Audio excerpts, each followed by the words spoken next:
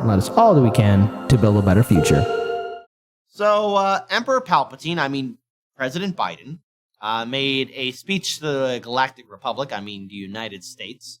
And a lot of people have been reacting towards the sternness, the harshness towards MAGA Republicans or MAGA voters, Trump supporters, that Biden was instigating towards them.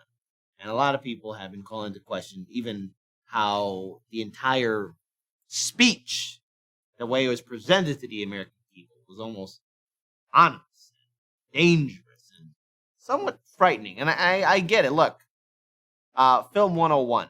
You want to at least seem inviting. If you're the president, you're supposed to be the great unifier of the country. You should be talking to all Americans. You shouldn't be vilifying one group of people. This us versus them mentality is only going to get people hurt. Yes. And on top of that, I see this opening a Pandora's box of future presidential administrations targeting said political opponents or voters of said political opponents as them being the threat to the republic or democracy. So I want to pull up this video of Tucker Carlson talking about this, and then, of course, Lauren and I, we have our own opinions on it, as well as the eventual fallout of how this will impact the 2022 midterm election cycle. So let's play it. We made fun of it at the top of the show because we didn't really know how else to respond, but Joe Biden really has crossed over into a very dangerous place. Tonight, he declared in a speech in Philadelphia that anyone who disagrees with him is a threat to the country. Here's part of what Biden said. Too much of what's happening in our country today is not normal. Donald Trump and the MAGA Republicans represent an extremism that threatens the very foundations of our republic. That the Republican Party today is dominated, driven, and intimidated by Donald Trump and the MAGA Republicans. And that is a threat to this country. Yeah, they're a threat, says the guy with the blood red Nazi background and Marines standing behind him. Okay, I'm sorry. When I saw I'm still shocked that they let him get away with that lighting. Like, Ooh. Why? Why would they do that? Like, oh my God, could you look any more like Darth Vader? Like, what is happening? Why? What? Okay, what were we saying? The guy from V for Vendetta. We were saying earlier. It's like, yeah. That is his colors. Black and red is just like film school 101. That if you want your bad guy to be immediately visually obvious as the bad guy, you dress him in black and red, especially with the weird glowing red light. What? Who was the gave them producer? the go ahead? Who gave the green light to that? Because again, it's the red light. The red light. Oh, hey, there you go. Hey, wait, hold on. Someone should do a screenshot of that one more time. Hey, there you go. Hey, who says we can't have fun while the whole country is being divided and everyone's at each other's throats? But throughout the speech, and again, we're gonna play the rest of the video, so I have that at the ready face. But the thing is, he kept. In the speech, Biden kept on calling out MAGA, Republicans, Trump supporters throughout. They're calling them the threat. Now, the thing is, look, we're all going to have different opinions. The team here, we all have different opinions. I'm sure all of you have different opinions than I do as well, okay? So there we go. Sometimes I do get messages like, oh, kid, you're still going to vote in the midterms? Like, yeah, I'm going to vote third party. I'm going to support ballot initiatives. That's what I'm going to do. But guess what? We all have different opinions. But Trump supporters are still American citizens. They're not a foreign enemy. And my concern, and the concern that we should take away from that speech that Biden was presenting to the American people was, you're starting to vilify people who vote a certain way or might be associated with a certain political party. The thing is, we live in a democracy where we're not all going to think the same. And the sad truth is, however which way you want to feel about Trump, he's going to run again in 2024. He is forever a part of American politics. But you're calling his voters and supporters the threat to democracy. The real threat to democracy is these politicians who've been in power for decades on end, both in the Democratic Party and the Republican Party, who take donations from Wall Street, big banks, major corporations. The threat to our democracy is people who are able to buy off our politicians and enact laws to help them out, to keep them rich. These same politicians like Nancy or anyone else in the Democratic or Republican Party who do insider trading. The real threat to our democracy is the fact that we have politicians that have opened the gate for legalized bribery, We don't have true representation here in our democracy. And these presidential administrations are always filled up with people with Goldman Sachs, Chase Bank, Wall Street, private equity. I mean, that's the threat to democracy. It's the people leading us, not some average voter.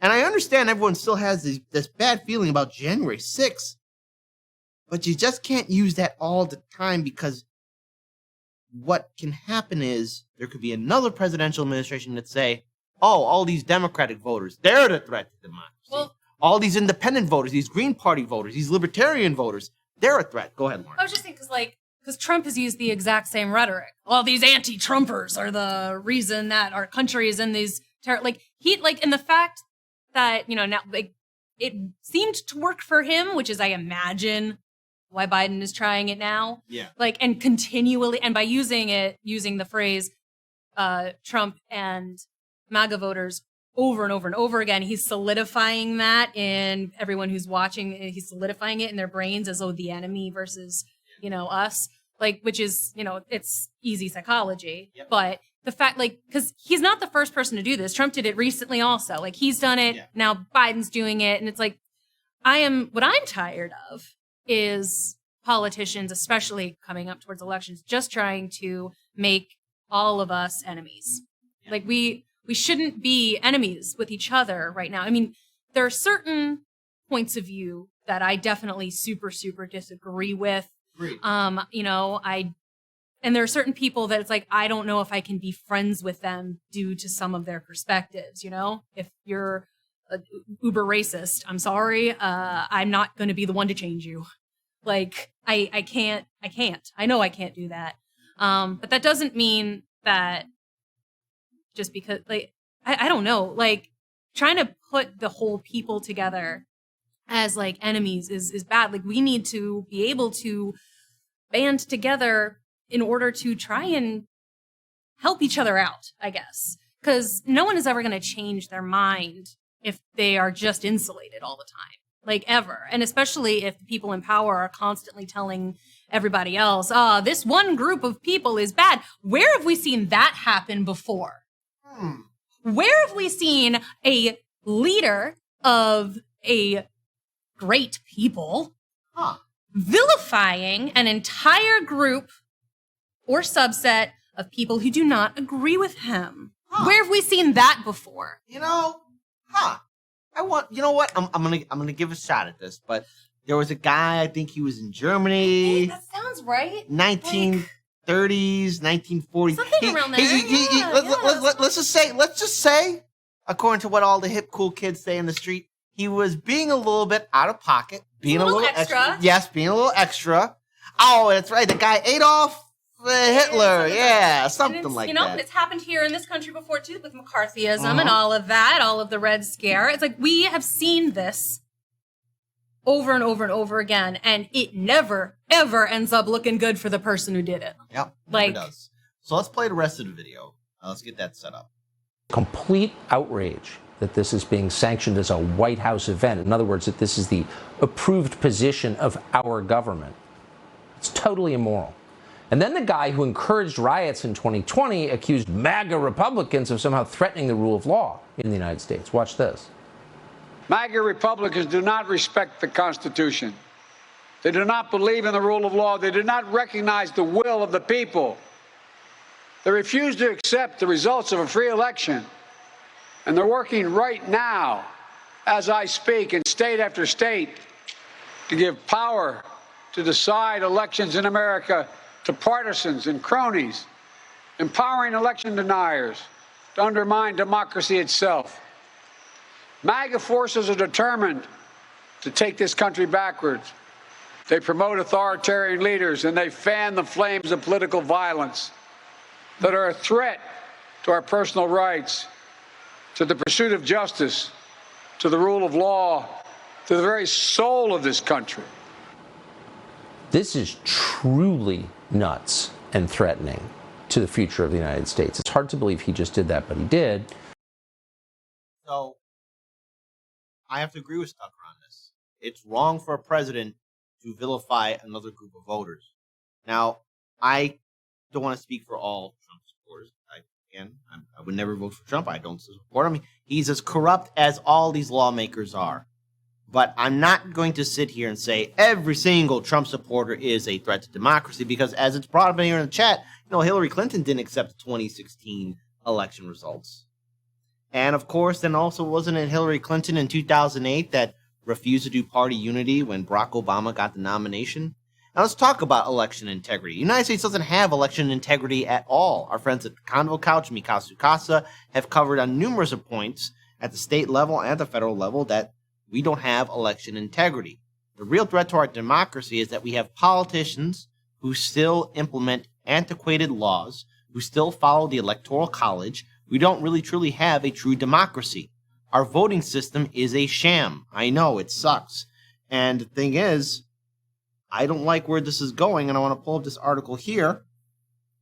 It's from The Hill. Memo, midterm shape as proxy war between Biden and Trump. And this is the thing. I don't know how this midterm will play out, but no matter who wins the Senate and House, be it Democrats or Republicans, or it's split up 50-50, nothing's going to fundamentally change because Republican voters, Democratic voters, you don't have a seat at the table. These politicians don't think about you. They don't like you. And what's that last one? They don't respect you. No, they don't respect us. I don't remember if you said that already. They don't think about us, they don't care about us, but then they don't respect you. And they don't. So what's going on? The midterm elections are shaping up as a proxy war between President Trump and between President Biden and former President Trump. Sorry about that stutter. Biden has gone after Trump in a fiery fashion in recent weeks, including a Thursday night's primetime speech in Philadelphia, the city of brotherly love, of all places, right? Referring to the movement that takes its inspiration from former President Biden, from the former president. Biden said, "Donald Trump and the MAGA Republicans represent an extremism that threatens the very foundations of our republic." That's debatable since we don't really truly have a republic anymore. The Thursday speech made crystal clear that the days of Biden seeking to focus only on his own agenda or making oblique reference to the former guy are a thing of the past. Biden also recently contended that elements of current Trump-centric republicanism amount to semi-fascism, a reference that delighted his base even as it elicited a demand for an apology from House Minority Leader Kevin McCarthy. Trump, meanwhile, is playing a huge role in the elections, though in a way that may wind up hurting the GOP. GOP Senate nominees who won their primaries in part thanks to former president's backing have encountered serious turbulence in their general election campaigns. That's true to a greater or lesser degree for Mehmet Oz, or as I like to call him, Larry Bird. Not Larry Bird, Marty Bird. Marty Bird from Ozarks. I didn't see Ozarks. Oh, you haven't seen Ozarks? No. Yeah, no. Dr. Oz looks like Marty Bird. Ah. I swear. Honestly, now. Yeah, because I just call him Not Dog Oz. Well, I just saw a picture of what Dr. Oz looked like, and I was like, I've seen that face before. I was like, you're Marty Bird. And they kind of have the same mannerisms a little bit. I know, I shouldn't be... You know what? Body positivity. I shouldn't be making fun of anyone how they look. So I didn't get that you were making fun of him, so you brought that up. I know I did. So I'm canceled, I guess. Am I? Maybe. Okay.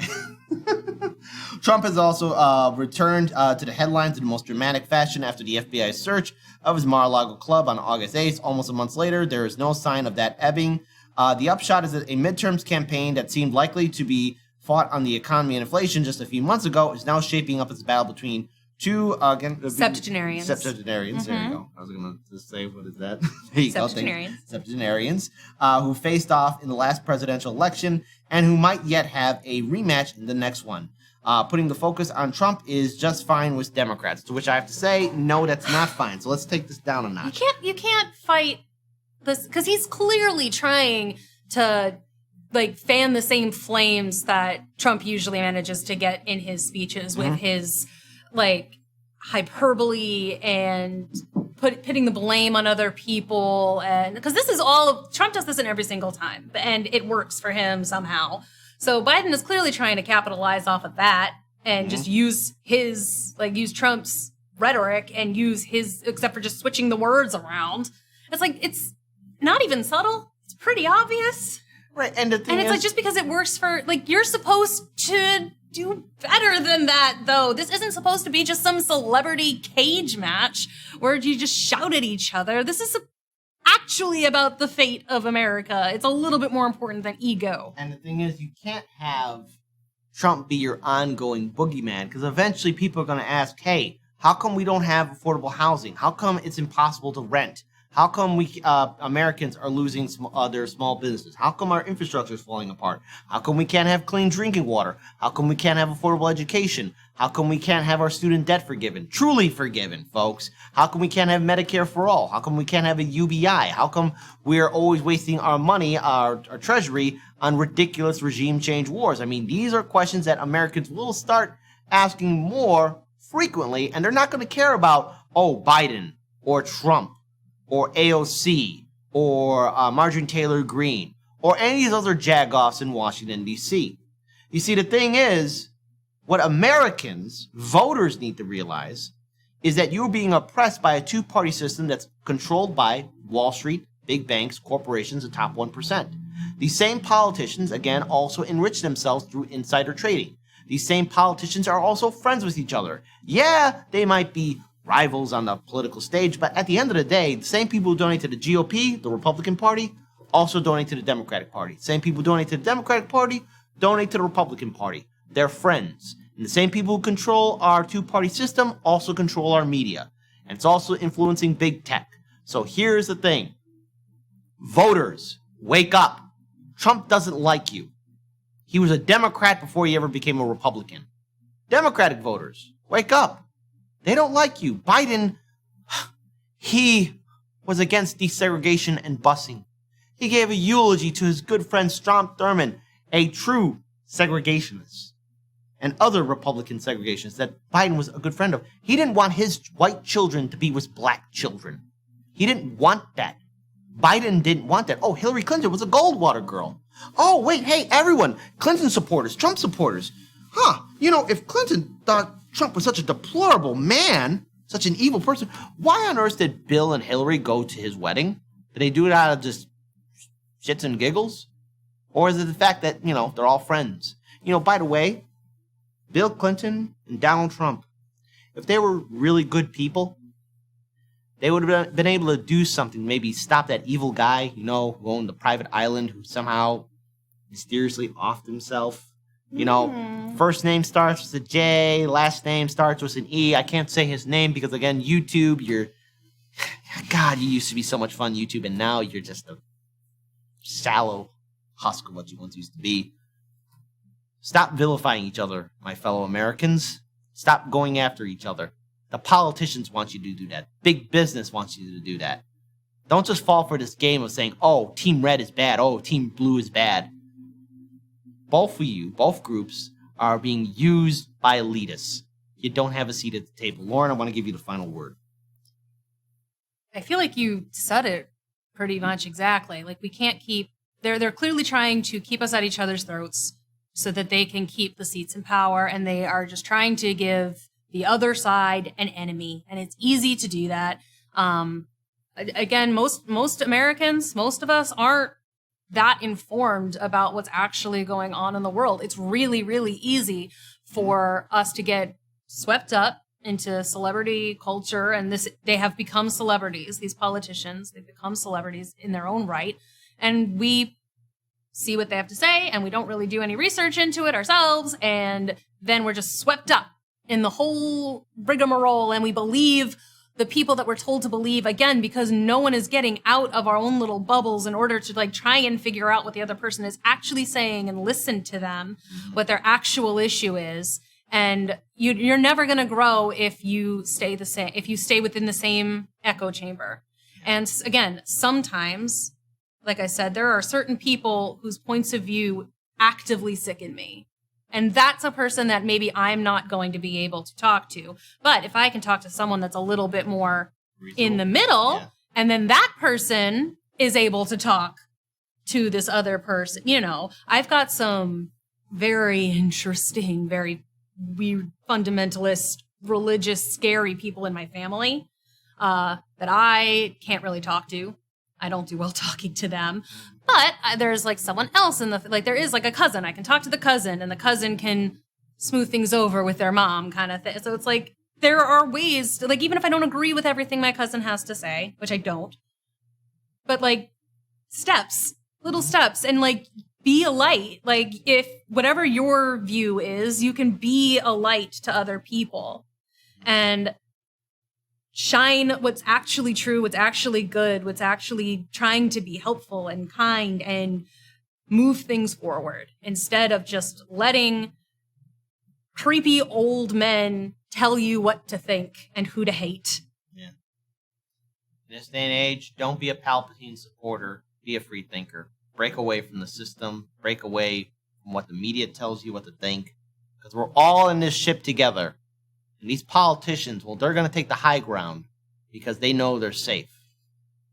We got to work together and create something far better. I still can't believe they let him use that lighting. I know. Filmmaking 101. Red, dark, oogie boogie. Come on. Get out of here with that.